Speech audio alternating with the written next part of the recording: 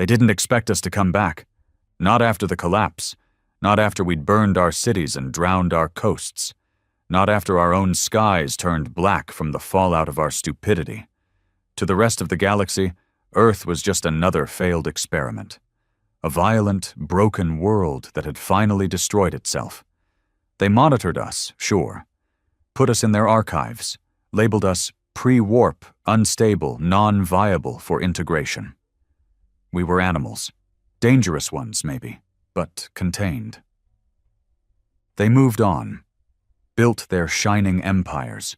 Traded knowledge and genetic purity like coins. Debated ethics in their sterile council chambers while we, the forgotten species, crawled from the rubble like cockroaches with nothing left but rage, hunger, and time. But they never looked close enough. Or maybe they did, and chose not to believe what they saw. What we were becoming. No peace talks, no delegation, no interstellar warning. Just a shadow. A silence so loud it drowned out every diplomatic frequency in orbit. It began over Cadronox Prime, a jewel of a world with oceans the color of sapphire and towers that reached into the stratosphere. A planet that hadn't seen war in 600 galactic cycles. Not since the Syndicate made sure the last rebellion was reduced to plasma ash. They ruled with precision, not cruelty, or so they told themselves. They had order, logic, protocol. Then came the shadow. One ship. One. No markings. No language transmitted. No symbol of peace. It didn't blink in through warp lanes like any civilized vessel. It tore through subspace like it was ripping muscle from bone. It appeared above the capital like a wound in the sky, black, angular, and silent. A blade made from nightmares and Earth's long-forgotten ghosts. Every sensor went dead. Every ship in orbit went dark. Cadronox Airspace Control scrambled protocols, tried to hail, tried to scan. Nothing. The battleship just hovered there, casting its impossible shadow over a city of billions. And the moment it did, every galactic visitor, every species who had ever thought themselves evolved, enlightened, superior, fell into a terrified silence. Because they knew. They'd seen this ship in ancient recordings, grainy footage buried deep in research vaults from when Earth launched its final defense system. An AI-augmented dreadnought meant to be Earth's tombstone. It was never meant to return. But here it was. Upgraded. Evolved. Angry. The name on its side was scorched and faded, but one word was still visible through the burn marks. Vengeance. The ship made no move. It didn't need to. Its presence alone spoke louder than any declaration. It said, "We survived." It said, "We remember what you did when we fell." It said, "We're not here to be friends." Inside that ship were men who'd been born in radiation shelters. Soldiers trained in gravity pits, fed lies, sharpened on pain. They didn't speak galactic standard. They didn't care to. They spoke in algorithms and war code, and they were staring down a world that had watched Earth die and had done nothing. The Syndicate scrambled fighters. Too slow. The first wave never even reached launch velocity. The Vengeance released a pulse. No visible weapons fire, no flashy lights. Just a ripple that looked like a shimmer in the air. The enemy fighters fell from the sky like dying birds. Then the transmission came. One message. Human voice. Male. Low. Calm. Final. You were silent when Earth burned. Now you'll hear our reply. Silence fell heavier than the battleship's shadow. In the control spire of Cadronox Prime, High Warden Lurex stood frozen. His fingers hovered over the command interface, breath shallow, heart pounding in a way he hadn't felt in decades. Not since the collapse of the Varnax Rebellion, when his fleet reduced 6 moons to dust. That had been clean, precise, predictable. But this was something primal. The humans were not following rules. They weren't playing the game. "Is that real?" one of the subcommanders whispered behind him. Lurex didn't answer. He couldn't. Because yes, he remembered the broadcasts. Everyone in the higher echelons of the Syndicate did. The humans' last days had been broadcast across fringe sectors for observation. They watched as Earth's atmosphere collapsed into fire, as the remaining governments nuked each other for scraps of power, as entire continents went silent. Most of the galaxy treated it as a cautionary tale, how primitive aggression would always eat itself. But some of them, especially the old guard, had warned, "Let them die, but don't forget them." Because the humans didn't fade out gently. They raged into the dark. And now, somehow, against every expectation, they'd returned. And not as diplomats, as something else. Lurex turned back toward the massive viewport, eyes fixed on the colossal battleship hanging in low orbit, its jagged frame stretching across the sky like a wound. He activated diplomatic frequencies, his voice faltering for the first time in over a century. "This is High Warden Lurex of the Syndicate Governance Council. You are in restricted space. Identify your vessel and—" The transmission cut off. No interference, just rejection. The human ship refused to even acknowledge his authority. Aboard the Vengeance, silence reigned as well. But it was a different kind. It was the silence of readiness. In the command deck, deep beneath layers of reinforced alloy and old Terran steel, Commander Reddick stood like a stone. He was in his late 40s, though in space years that meant little. His eyes were steel gray, skin weathered from gravity training and UV burns. His left arm was artificial, not sleek and polished like Syndicate implants, but raw, brutal machinery. It hissed softly as he clenched his fist, watching Cadronox rotate beneath them like a ripe fruit ready for crushing.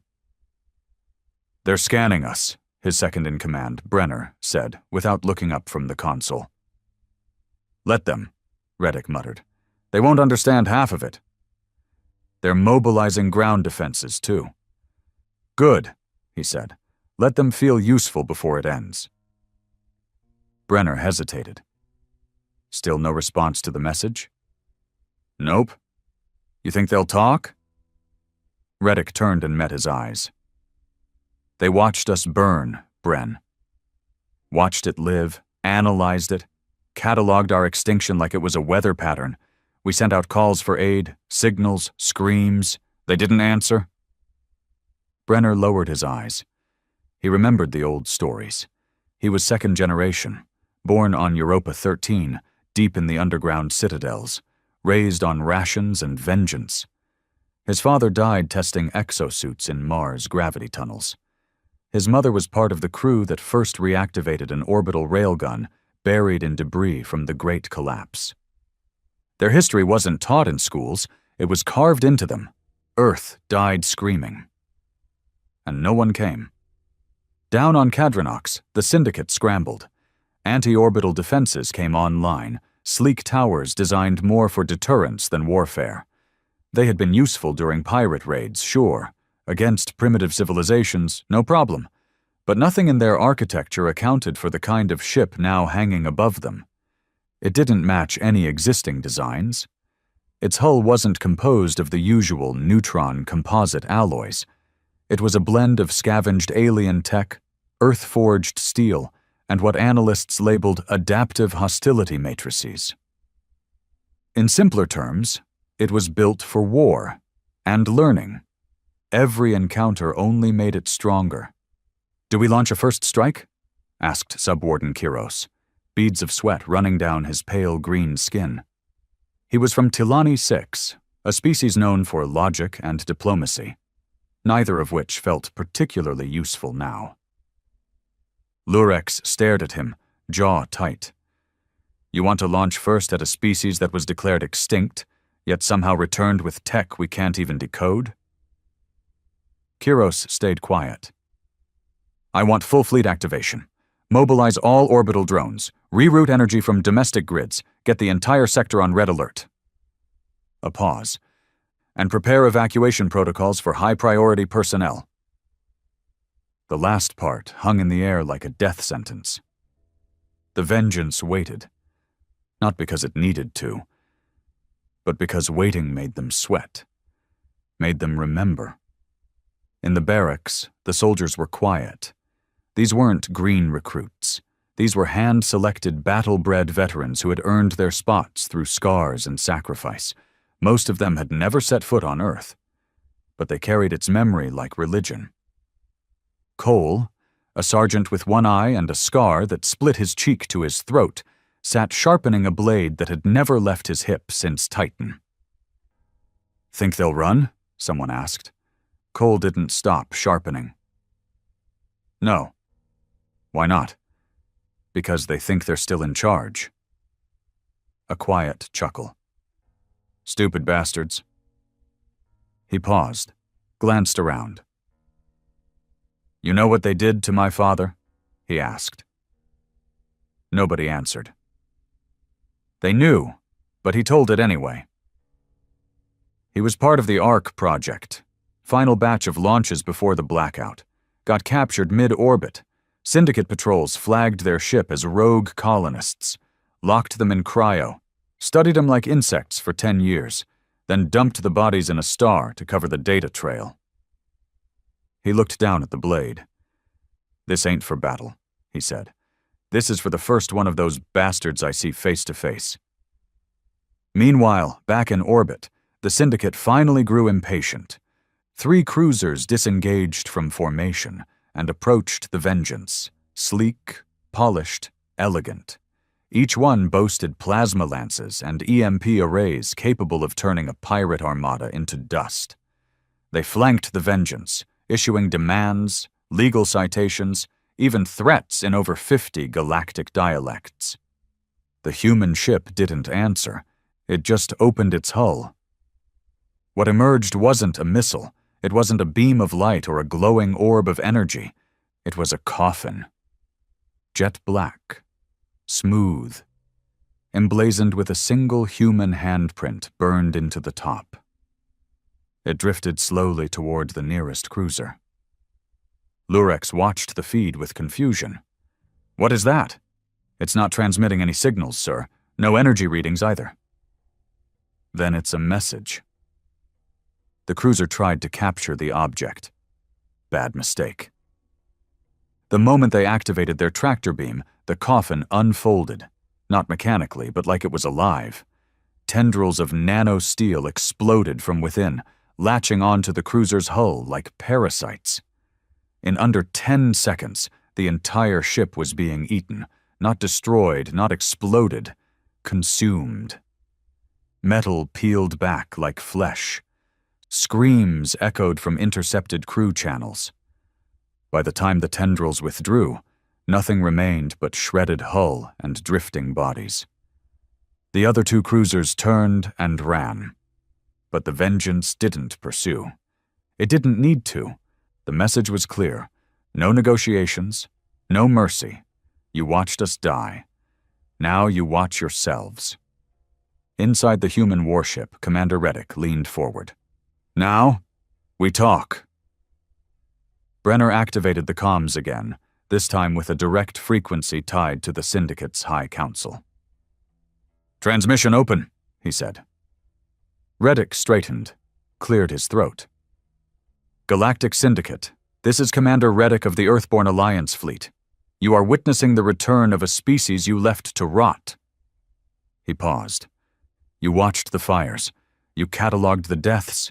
You ran your simulations and decided Earth wasn't worth saving. Another pause. But we didn't die. His voice grew colder. We rebuilt. We relearned war. We tore apart your forgotten tech, cracked it open, rewired it, weaponized it. Every dead orbit became a lab, every grave a factory. And now... He stood up, walking slowly towards the front viewport, where the full curve of Cadrenox Prime glowed beneath them. "Now you see what your silence bought." He stared straight into the camera. "This is justice." And with that, the vengeance moved. Not fast, not with weapons blazing, it simply began its descent. Not toward a military base, not toward a defense hub. Toward the diplomatic tower at the heart of Cadrenox's capital. They weren't targeting soldiers. They were targeting the ones who signed the treaties, the ones who sat safe while Earth choked. Syndicate warships scrambled again, hundreds now. The whole system came alive with alarms, shields, emergency protocols. It didn't matter. The vengeance dropped through orbit like a falling god. And behind it, other ships followed, dozens of them, smaller but still deadly. The Earthborn fleet, humanity's ghosts, the Forgotten Army. No two ships looked the same. Some were boxy, others jagged, patched together from ruins and space junk. But all of them bore the same mark, the handprint. It was no longer a symbol of peace. It was a brand, a warning.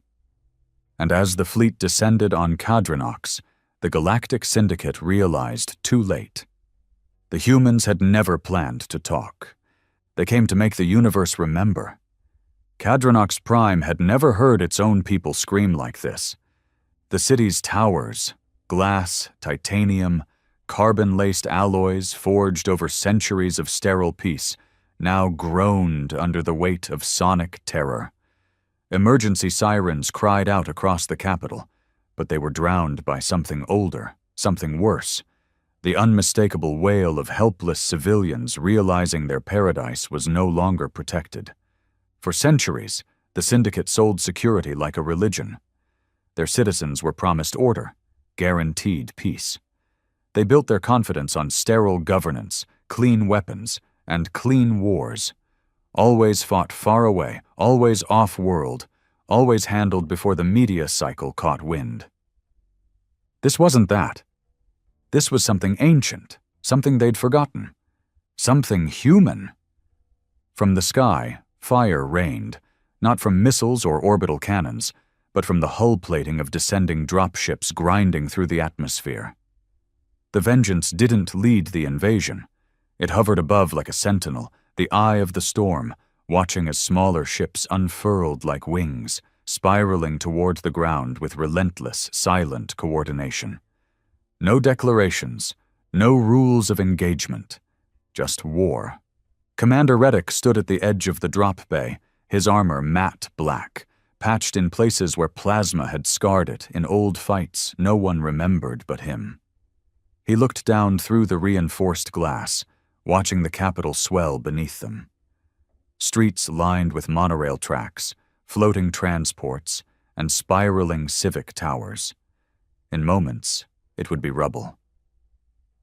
Brenner approached, helmet clipped to his side. His face was hard but pale.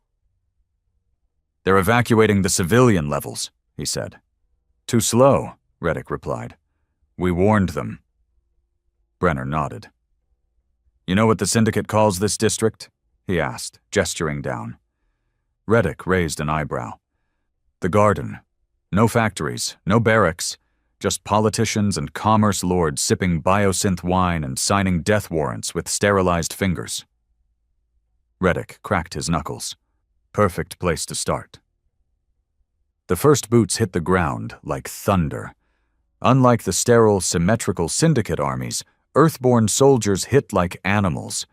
Their armor was heavy, rough, scarred from recycled combat plating. Their rifles didn't emit elegant pulses. They roared, spitting metal slugs supercharged with magnetic bursts. Nothing about them was clean. Because Earth hadn't survived clean, they didn't believe in non-lethal.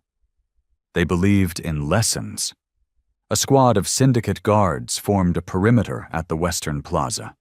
Blue armor, polished, fresh. They barked in formation, raised their pulse rifles in unison. They had trained for pirate incursions, for economic protests, for quiet, swift suppression. What dropped into their lines wasn't an enemy. It was a force. Sergeant Cole was first in. He didn't fire at range. He landed inside their formation. On purpose. Before the guards could recalibrate, Cole had already buried his shoulder into the first soldier's chest, knocking him off his feet. His blade came out in a blur, old steel, sharpened to a near-molecular edge, and slit through composite armor like it was made of silk. 3 Syndicate soldiers died before they could scream. The others tried to retreat. Bad move. Earthborn troops didn't chase. They hunted.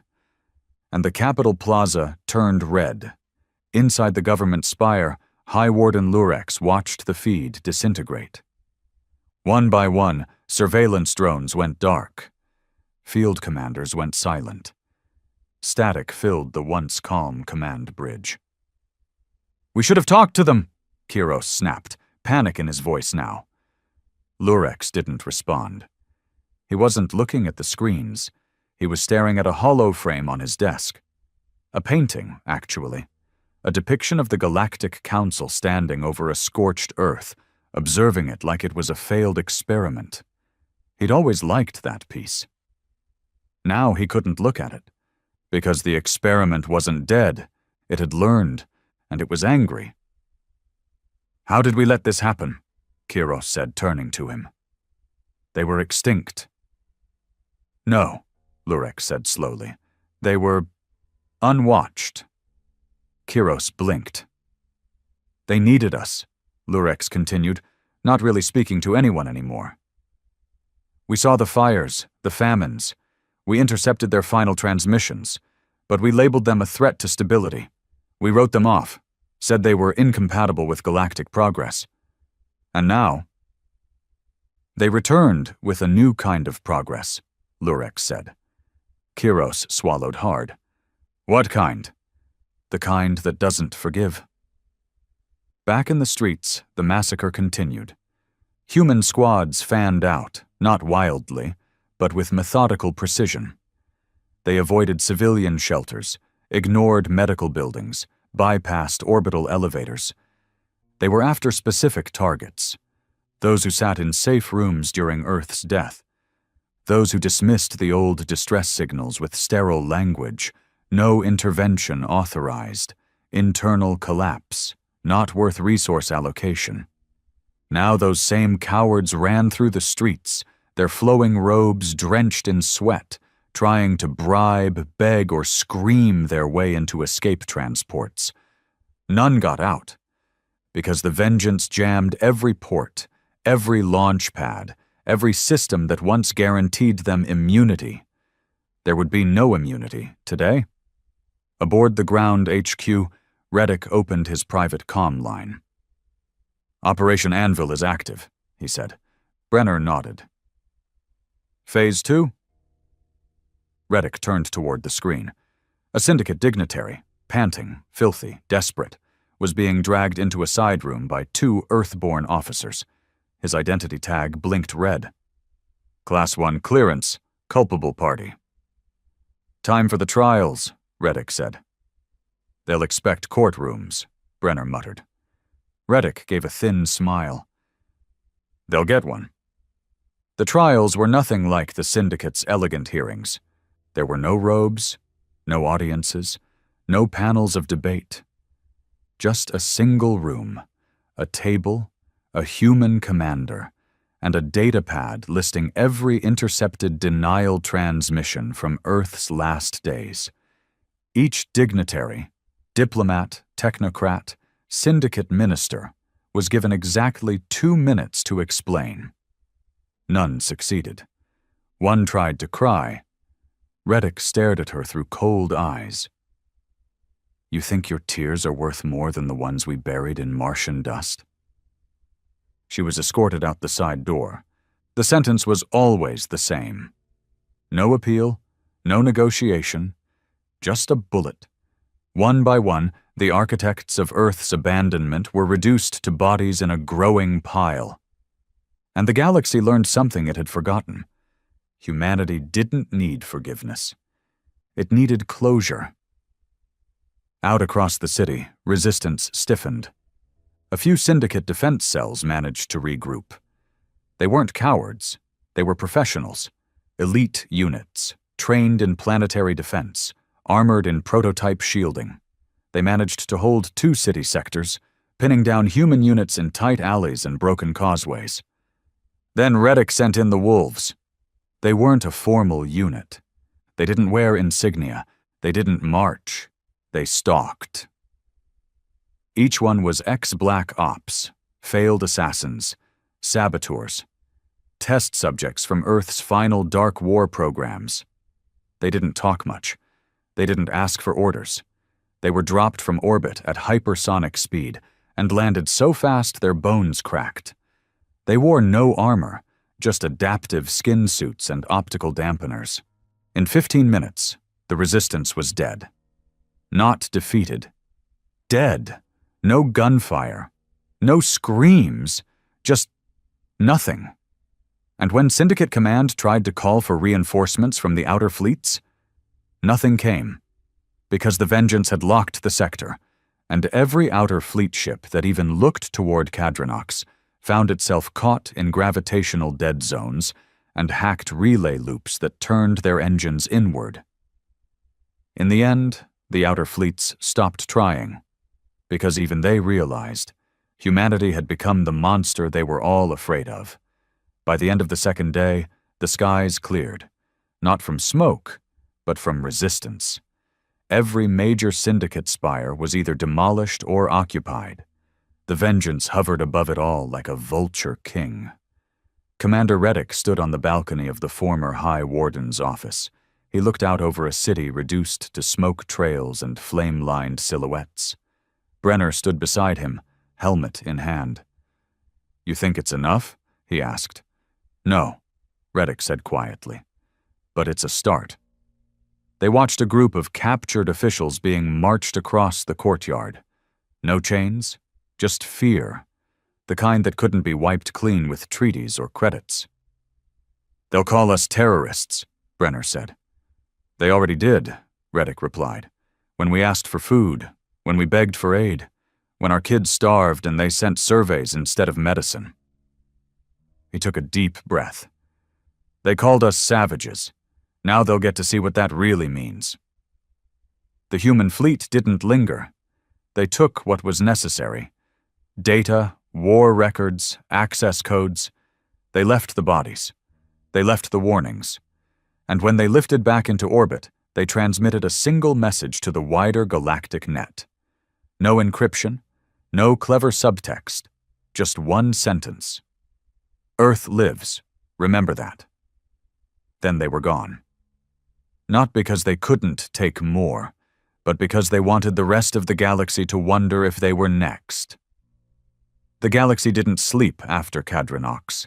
The images were broadcast across half the settled sectors before the Syndicate could suppress them. Leaked footage from shattered news drones showed armored humans storming spires, dragging senators through burning streets, holding mock trials, and handing down death without pause. No editing could soften it. No diplomatic statement could explain it away. The Earthborn hadn't just returned.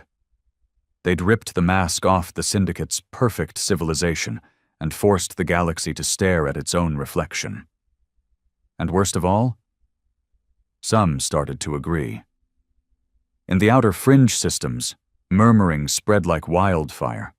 Words that once got you jailed were now whispered in bunkers, broadcast from hacked relays, scrawled in back alley walls. Earth was right. The Syndicate watched them die. What if we're next?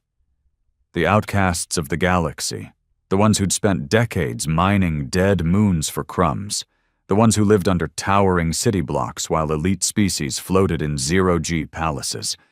They saw the humans not as monsters, but as proof that revenge was still possible.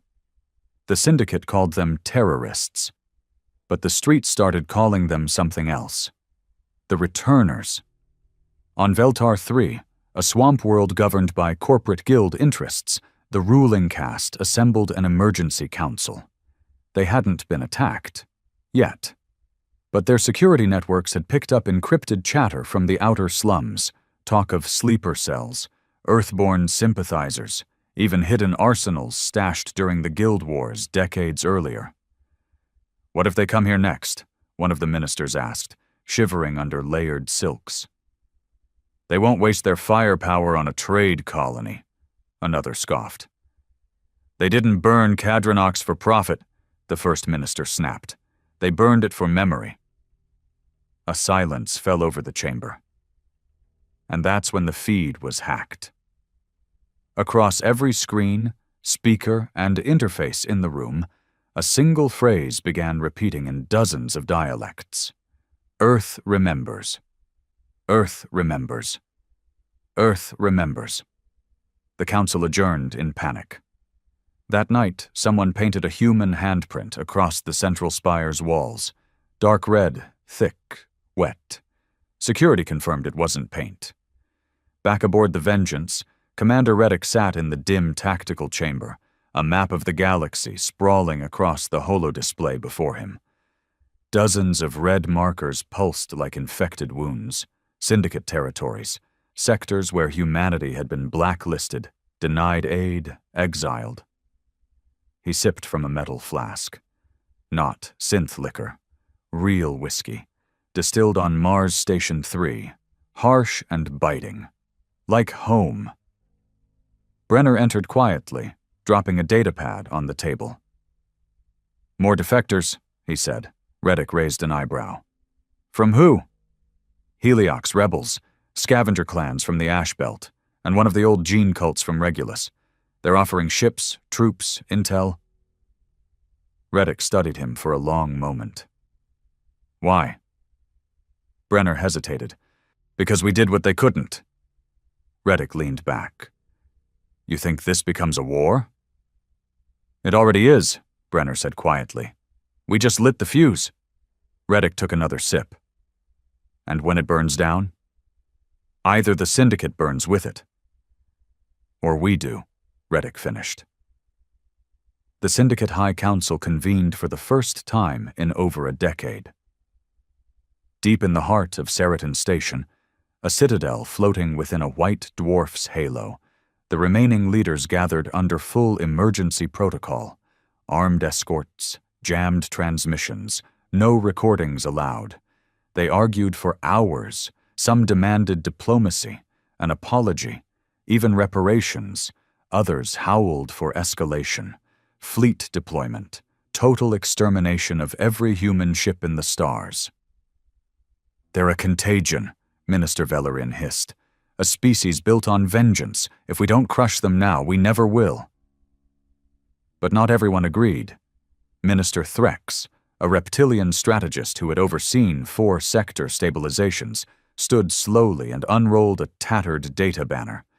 It displayed Earth's final distress calls, visuals, audio, the desperate, dying signals humanity had sent into the void while it burned. "This is what they sent," he said, "and this is what we ignored." He looked at the room, his voice grave. "We told ourselves they were savages, and then we acted like gods." The room fell silent. Then Velerin snapped, "You'd excuse the slaughter of Cadrinox." "I'd prevent the next one," Threx growled. But no one in that room had a solution, because none of them understood humans. Not really. They had treated Earth like a liability. Now Earth had become a myth. Elsewhere, the myth spread. On Zillion's moons, street kids wore makeshift Earthborn emblems, jagged handprints on chest plates. On pirate ships, old Terran war songs, once considered outlawed transmissions, played over intercoms before raids. Ash to Sky. March of the Forgotten. Steel Will Rise. A movement was growing, one not controlled by Reddick or even humanity itself. It was contagious. People didn't just want vengeance anymore. They wanted justice, and Earth had proven it could be done without permission. Inside a hidden chamber deep within the Vengeance, A figure sat alone. Not Reddick, not Brenner. Her name was Wren. Human. Mid-30s. Cybernetically enhanced, but rough-cut.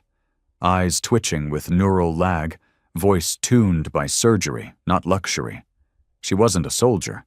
She was something worse, a strategist. She studied planetary weaknesses the way artists studied canvas. She had designed the coffin weapon that devoured the Cadrenox cruiser. She'd built viruses that could rot digital architecture in seconds. And now she was watching a series of galactic news feeds rerouting into her station. She didn't blink. She didn't smile. She just whispered, "It's working." Then she opened a new file. Target list, Phase 2. 15 names, 15 systems, not military targets, historical betrayers, archivists, media moguls, cultural architects who shaped the syndicate narrative against Earth during its downfall. Wren didn't believe in war. She believed in erasure. And it had just begun. Meanwhile, on the agricultural world of Polmera, a small farming community huddled around a stolen comms rig. They weren't rebels. They weren't even fighters. Just humans. Third-gen settlers. Technically citizens of the Syndicate, ones who'd had to hide their bloodline to avoid sanctions, breeding restrictions, and surveillance. Now they watched the footage of Cadrenox with wide, wet eyes. Not in horror. In awe. One old man whispered, "They came back." His granddaughter nodded, clenching her small fists. "Not just came back," she said. "They're winning." Back in Syndicate core space, fear became policy. Humans, even half-bloods, even suspected sympathizers, were detained, interrogated, exiled. Embassies closed. Trade routes tightened. Colonies purged databases of human history, erasing it like a disease. But it was too late.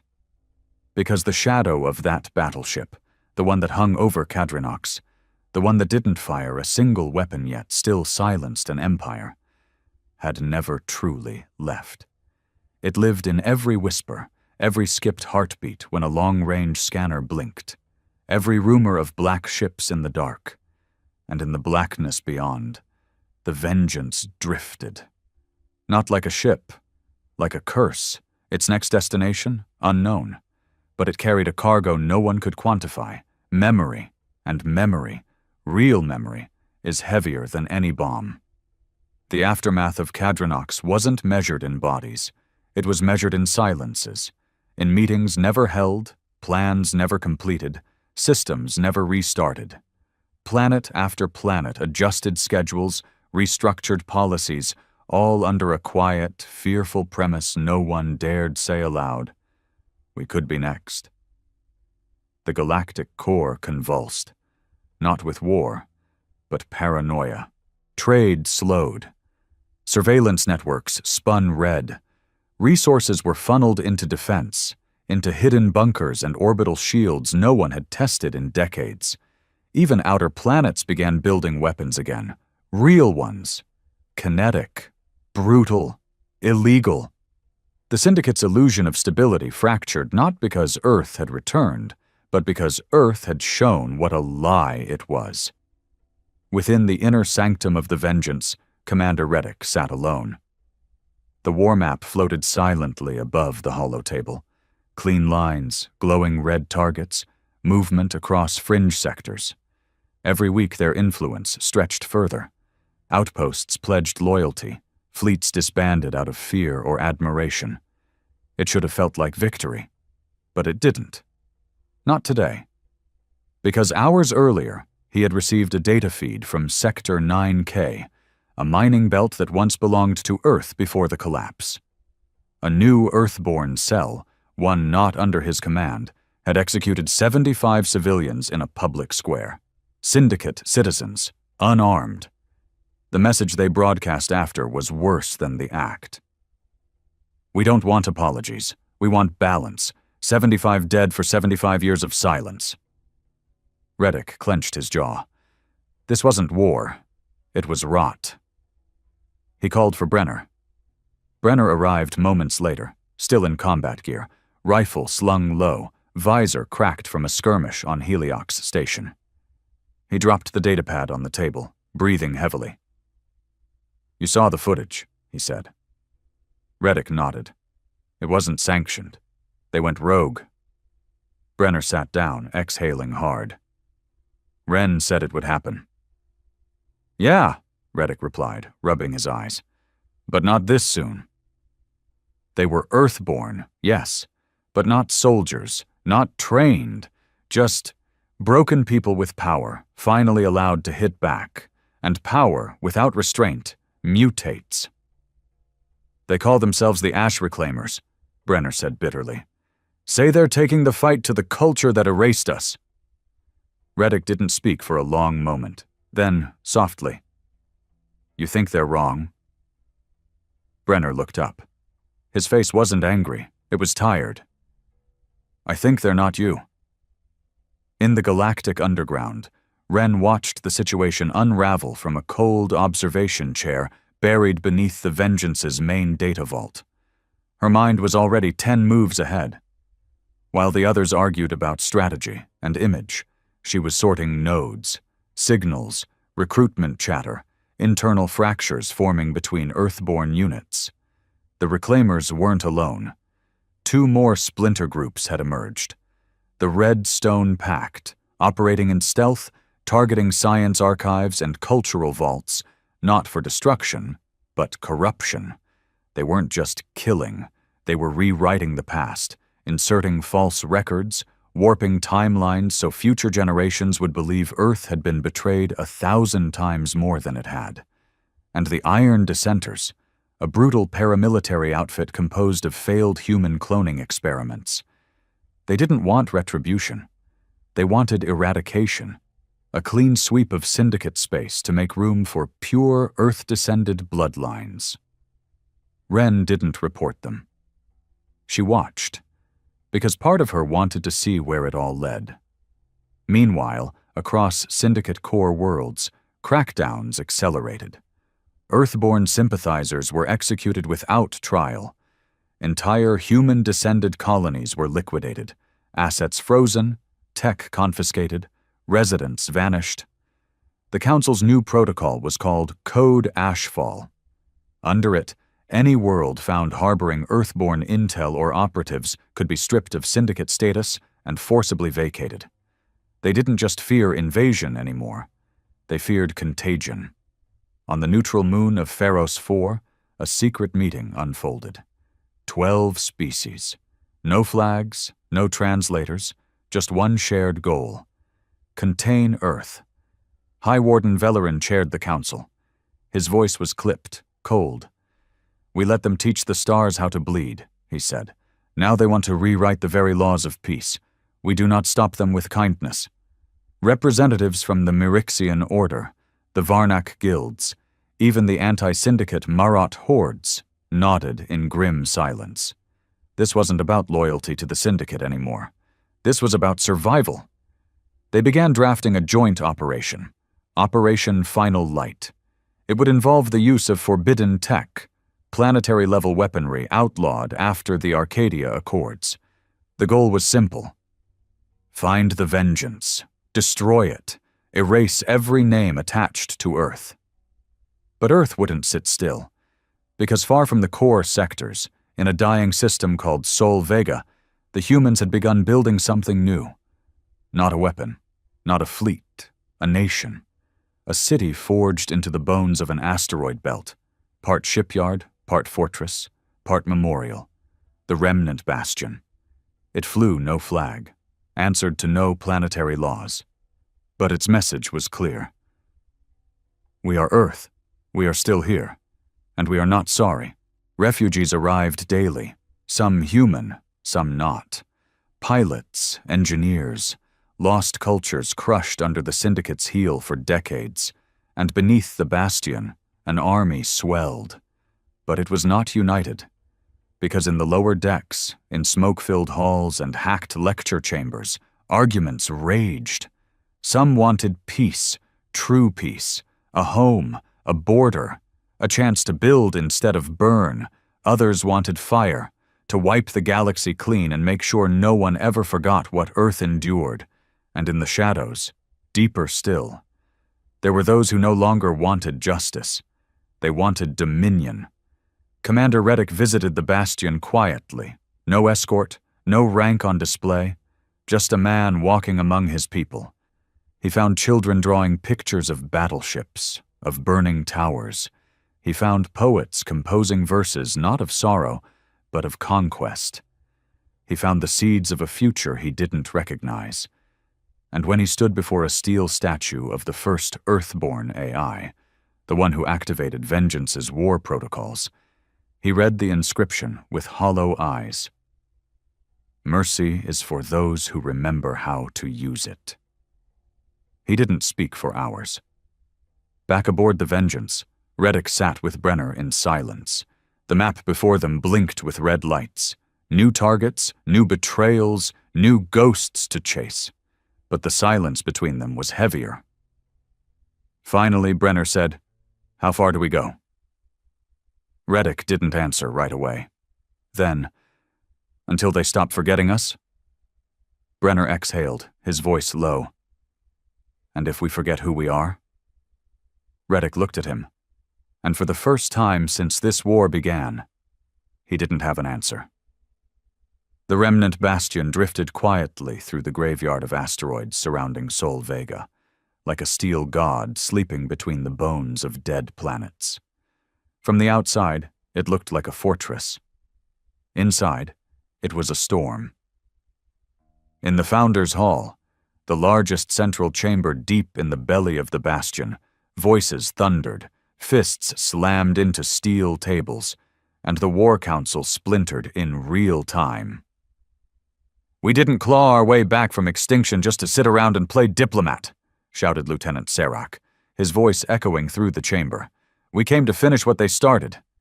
"We've finished nothing," barked Major Harn, grizzled, gray-bearded, eyes burned out by orbital flashbangs and replaced with tactical implants. "Cadronox was a warning shot. If we keep burning worlds, we'll become what they said we always were." "You're too soft, Harn," Serac spat. "You think mercy builds empires? They erased Earth from their archives. I want their memory burnt from the stars." Dozens of officers shouted over each other. Some wore the black of the original Vengeance crew. Others were new, defectors from fractured colonies, revenge-driven youth raised on war stories and pain. They all bore the Earthborn handprint over their hearts. But the meaning of that symbol was no longer the same. In one corner, sitting in silence, Wren watched it all unfold. She didn't speak. She just listened. And she recorded everything, because this wasn't a war council anymore. It was a powder keg. Elsewhere on the bastion, Commander Reddick stood alone in the chamber of memory, a narrow hall built into the ship's spinal column. The walls were covered in etched names, real names, men, women, children lost during the collapse, each one painstakingly carved by hand over the last 7 years. His father's name was there. So was his brother's and his wife's. The pain didn't fade. It never had. But lately, it had been replaced by something worse. Doubt. He didn't doubt the mission. The Syndicate deserved to fall. But what about everything growing around it? Entire battalions had broken off from command to start their own campaigns. Civilian transport ships were being commandeered without oversight.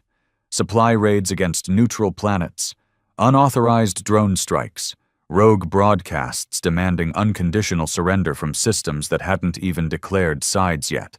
And worse, the executions. He didn't order them. No one had. But they kept happening, carried out in the name of Earth, by people who called themselves soldiers, but who fought like butchers. Back on the Vengeance, Brenner barged into Reddick's quarters. His face was pale, fists clenched around a data slate. "You need to see this," he said, voice shaking. Reddick scanned the contents. His jaw tightened. A newly formed splinter faction, calling themselves the Children of Ash, had taken responsibility for detonating an EMP nuke over the Coralune skyfields, an ancient atmospheric archive that had floated in the skies of the Coralune homeworld for over 700 years. It wasn't a military target. It wasn't even political. It was culture, history, knowledge, gone in seconds. Reddick dropped the data slate on the table like it was infected. They said the Syndicate let Earth's libraries burn, Brenner said, so now they're balancing the scales. That wasn't a battle, Reddick muttered. That was vengeance on autopilot. Brenner stared at him. So stop it. 2 hours later, Reddick stood before the entire Vengeance crew in the war bay, hundreds of Earthborn soldiers, officers and commanders staring at him from the shadows of the ship's steel belly. His voice was low, measured, but unflinching. We are not animals. Silence. We did not rise from the ash so we could become what the galaxy feared. We rose to remind them what they created, what they left behind.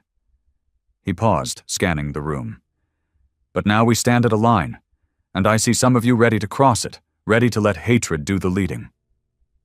No one moved. You want to strike terror? Fine. You want justice? I'm with you. But we do this the human way, the way they said we couldn't, the way that proves we're more than the ashes they left us in. A younger officer stepped forward. Sir, with respect, some of us don't care about how we're remembered. We care about making sure they never forget. A murmur rippled through the bay. Reddick's jaw tightened. You burn too much of the galaxy, and there's nothing left to rule. No one left to fear you. Only hatred. He turned and walked off the platform. The room didn't cheer. It didn't rebel either. It just simmered. And Reddick knew he hadn't ended the fire. He'd only slowed it. Meanwhile, across the stars, the Syndicate's retaliation came swift. Operation Final Light had begun. It started with the ambush at Helix Verge. 3 unregistered Earthborn scout ships caught in a grav well and disintegrated by quantum mines. Then came the bombing of Delta Saros, a human-aligned colony harboring defectors. The Syndicate dropped a planetary denial weapon. It didn't explode. It simply shut off every electrical system for 6,000 miles. The population froze, suffocated, starved. Then came the propaganda. Newscasts rebranded the Earthborn as planet killers. Ancient footage of human wars was recycled and laced with fabricated voiceovers. Earth nuking its own cities, Earth destroying its own moon, Earth unleashing bioplagues. All fake, but believable, because the truth didn't matter. Fear did. On fringe colonies, Earthborn agents were hunted like wild dogs. Some begged for Reddick to retaliate, to nuke Syndicate core worlds, to burn their homes the way Earth had been burned. But Reddick refused. So the splinter groups did it anyway. They hijacked an old Syndicate colony ship, filled it with nuclear waste, and crashed it into Aureli's Prime, the crown jewel of Syndicate architecture. 3 million dead. A message etched into the wreckage. For the billion souls you watched die. Reddick didn't order it, but now the galaxy believed he did. The Vengeance became a symbol of something bigger than any commander could control. To Earthborn purists, it was justice incarnate. To Syndicate loyalists, it was terror on wings. To the broken, the desperate, the forgotten, it was hope. But to Reddick, it was beginning to feel like a tomb. Wren approached him in the observation hall. Her eyes were calm, almost curious. You look tired, she said. I feel buried. You still believe we can steer this? I have to, Reddick replied. If we lose control... Wren tilted her head. We already have. She handed him a new slate. It wasn't a battle plan. It was a list of names. Earthborn commanders, operatives, agents. Every single one of them had begun acting independently, some with pure motives, some not. Within a month, she said, they'll start fighting each other. Reddick stared at the list and knew it was true. The war for Earth's vengeance was ending. The war for its soul was about to begin. The first shot wasn't fired by the Syndicate. It came from an Earthborn rifle, a clean kill, silent, efficient. One Earthborn officer executed by another, and just like that, the war inside the war began. They called it the fracture. At first, no one used the word. Too dangerous, too real. But you could feel it, in the way squads stopped sharing codes, the way patrols accidentally stepped on each other's territories, the way senior officers vanished in the night and no one asked questions. Reddick saw it coming. But even he hadn't expected how fast the cracks would spread. The remnant bastion, once a sanctuary, turned paranoid overnight.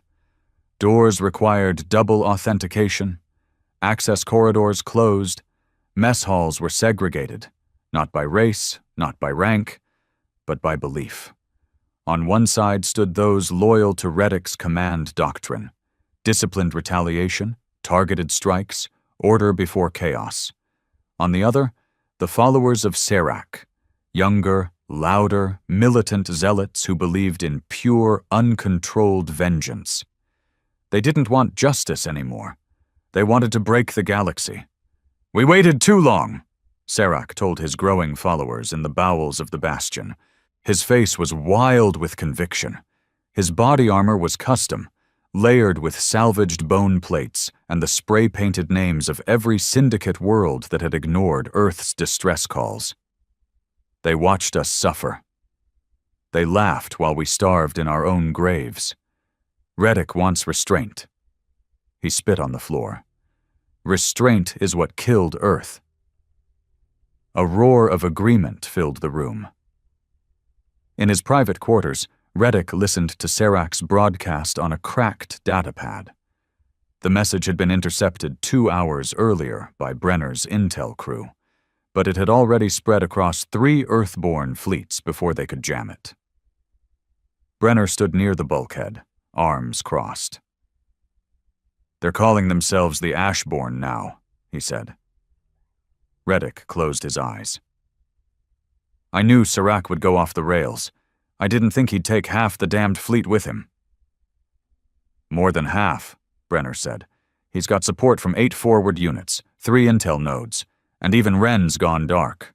She was last seen meeting with his lieutenants." Reddick looked up sharply. "Wren?" Brenner didn't flinch. "She's never been loyal, Commander. Only useful." Reddick's silence said it all. Wren wasn't on the bastion anymore. She'd slipped away 3 days earlier aboard a black ghost ship. No registry, no engine trail, no ID signature. It disappeared into the old orbital lanes of the Syndicate archives, where forgotten weapons and darker secrets slept under quiet stars. And she hadn't gone alone. With her were 2 operatives known only by their call signs, Silk and Meyer, both former AI-augmented tacticians from the failed Omega Line project, each of them capable of writing kill codes that could bring a planet's orbit down in 3 minutes. Wren didn't want to kill planets. She wanted to rewrite truth. She was building something far worse than bombs. She was building narratives. Across fringe systems, Earthborn broadcasts began to contradict each other. Some warned of new targets, others retracted them, some called for unity, others declared Reddick a coward and traitor. To civilians and sympathizers, the Earthborn became impossible to follow. To enemies, they became predictable. And the Syndicate started taking advantage. In a surprise maneuver, the Syndicate deployed Strike Fleet Balthor, 6 dreadnoughts and a dozen destroyers, straight through the neutral zones. No warning, no declarations. Their target? Not Reddick. Serac. The Syndicate realized something critical. They didn't need to beat the Earthborn. They just needed to let them beat each other. Serac welcomed the fight. He broadcast the fleet's approach across every open channel, daring them to engage. "Let them come," he told his command staff, eyes blazing. "Let them witness a real Earthborn response." What followed was chaos. Serac's ships didn't hold formation. They didn't engage tactically. They charged. 5 destroyers destroyed in the first hour. 3 Earthborn corvettes gone. Hundreds of Earthborn soldiers lost. But Serac? He called it a victory, because the Syndicate had retreated, even if it was to regroup, even if it was just to let the Earthborn bleed themselves dry. Reddick watched the battle reports in silence. Brenner paced behind him. "This is madness," Brenner muttered. "Serac's treating the war like a personal crusade. We're hemorrhaging people, resources, credibility." "And he's getting stronger," Reddick added quietly. "Every martyr he loses becomes another reason for others to join him." "Then we kill him," Brenner said flatly. "End it, before he turns Earth's cause into a suicide cult." Reddick said nothing, because the thought had already occurred to him. But Serac wasn't the only problem. Back on the Bastion, a new faction had quietly emerged. Smaller, deadlier. They didn't march. They didn't speak. They assassinated. 3 mid-level Earthborn officers loyal to Reddick found dead within 48 hours. 1 drowned in a gravity chamber. Another suffocated inside a hacked exosuit. The 3rd was never found, just a blood trail that ended at an open airlock. The faction didn't name itself, but their signature was clear. A red circle carved into the walls near every kill site. An eclipse, the dark side of Earth's revival. Reddick finally called a meeting. One last attempt to hold the center. He summoned every senior Earthborn officer still loyal, 54 commanders from across 3 sectors. They met inside the Vengeance's war sanctum, the original warship, still battle-scarred, still feared by the galaxy. Reddick stood alone at the front. "I'm not going to make a speech," he said. "Then you better give us a reason to stay," one officer grunted. Reddick nodded. "I know some of you think I've failed. Maybe I have. I let Serac grow unchecked. I let Ren slip away. I wanted unity so badly I didn't see the fractures beneath it." Silence. Silence. "But I'm telling you now, if we don't stop this, ourselves, then the Syndicate won't need to destroy us. We'll do it for them." Murmurs. Doubt. A few nods. "And what do we do?" another asked. "Hunt our own?" Reddick's eyes hardened. "If they're killing civilians, destabilizing colonies, turning this into a holy war?" He nodded slowly. "Then yes, we hunt our own." That night, 2 plans began unfolding simultaneously. Reddick initiated Operation Black Thread, a deep strike mission targeting Serac's command node on the rogue vessel Ashwalker. 3 infiltration teams. No orbital support. No warnings. Meanwhile, a secret message bounced across Earthborn networks, encoded in ancient Terran Morse. "The chain is rusted. Break the anchor. Rise free." It was Ren's call, to every sleeper agent she had ever activated. The coup had begun. And in the cold of space, as the stars burned without mercy, the last survivors of a dead world prepared to face each other not as brothers, but as executioners. Not all wars are against enemies. Some wars are against the people who used to be family. The Ashwalker drifted through dead space, cloaked in the shadows of an ancient gas giant's rings, silent as a predator in ambush. On board, Serac stood before his war map, eyes locked on a holographic projection of the Vengeance. He didn't smile. He didn't gloat. But inside his chest, something burned, cold and righteous. He had become what Reddick was too afraid to be. Unforgiving. "I want full orbital mines deployed," he said. "Set targeting protocols to fire on any ship not broadcasting Ashborn protocols." A junior officer hesitated. "Commander, even Earthborn vessels?" Serac turned. His eyes said everything, especially Earthborn vessels. The officer nodded and obeyed. A few sectors away, 3 stealth transports shot through the void, hulls dark, engines silenced. Operation Black Thread was in motion.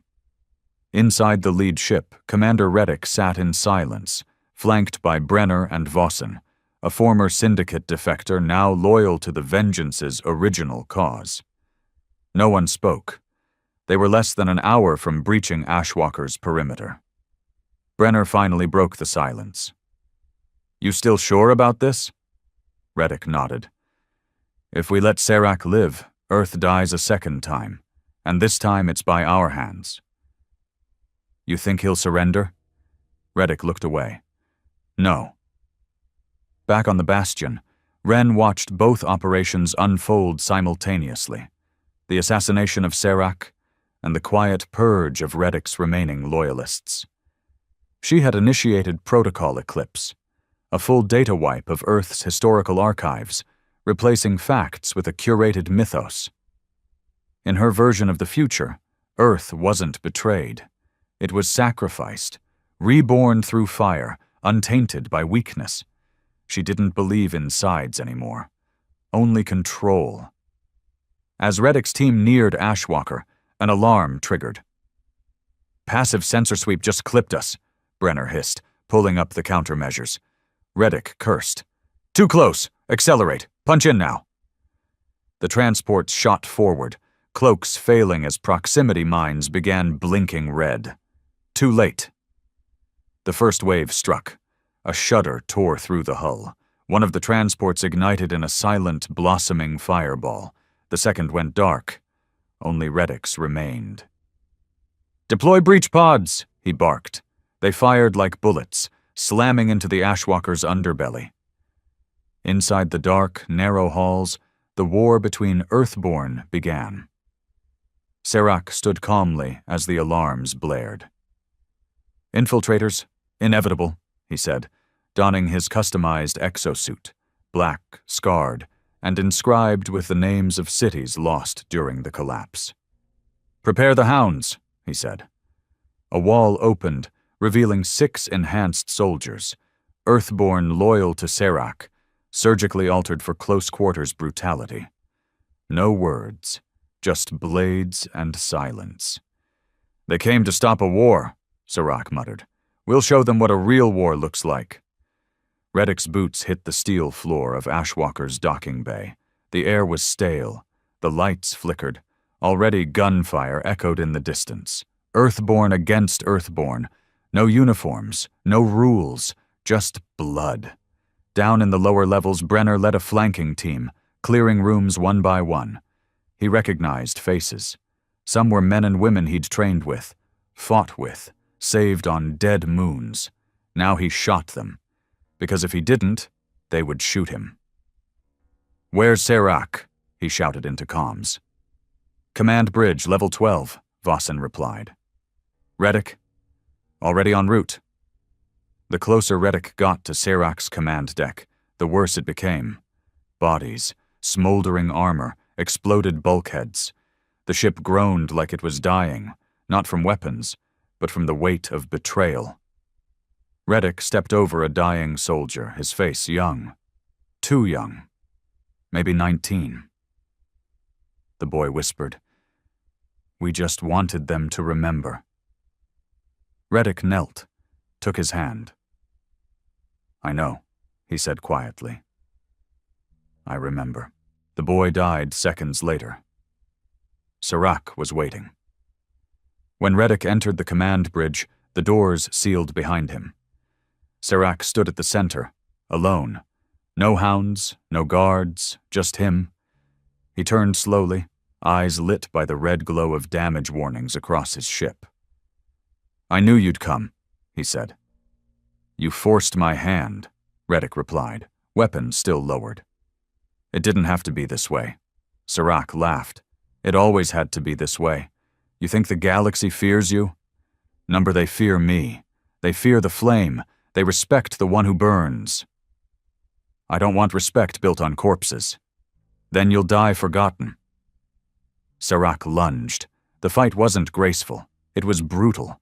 Reddick was older, wiser, slower. Serac was stronger, feral, unhinged. They slammed into control consoles, fists crashing like thunder, blades flashing, armor cracking. Reddick drove his elbow into Serac's throat. Serac spun, slashing Reddick's shoulder open. Blood hit the floor. No words now. Just war. Finally, Reddick found an opening. He didn't hesitate. He drove the blade through Serac's chest. The younger man gasped, fell to his knees. He looked up, eyes dimming. "They'll never follow you now," he whispered. "I'm not here to be followed," Reddick said. He let Serac fall. And with that, the war between Earthborn had a victor. Back on the Bastion, Ren received the news. Serac dead. The Ashwalker vented to vacuum. Most of the Ashborn routed or in retreat. She didn't scream. She didn't panic. She simply smiled. Because Serac had done what she needed. He'd tarnished the Earthborn forever. Now, no matter who won, they'd be remembered not as victims, not as heroes, but as something else, something feared. And fear, she had learned, was power. Reddick returned to the Bastion, wounds stitched, command reasserted. He broadcast live across every Earthborn fleet, his voice weary but firm. "I killed Serac," he said plainly. "He was one of us, and he betrayed everything we stood for." No applause, no cheers, just silence. And then, slowly, orders resumed. Fleet coordination returned. Splinter units stood down. Earthborn unity, fragile, scarred, held. For now. But the scars would never fade. Reddick sat alone in the war room later that night, staring at the old Earth flag draped across the far wall, faded, burned at the edges. Brenner entered quietly. "You did it," he said. Reddick didn't look away. "Did I?" Brenner said nothing, because there was no answer. Weeks passed. The Vengeance moved deeper into Syndicate space, but not as a conqueror, not as an executioner, as a warning. No more total war, no more blind retaliation. Now, they targeted only the architects of the old betrayal, the policymakers, the silencers, the ones who watched Earth burn and turned away. They called it the final list, and it grew shorter by the day. The galaxy never welcomed the Earthborn back, but it never forgot them again, either. Because somewhere out there, in the cold of the stars, there was still a shadow large enough to silence entire civilizations. Not a god, not a monster, just a memory, carved into steel, fueled by loss, and led by a man who still walked with ghosts.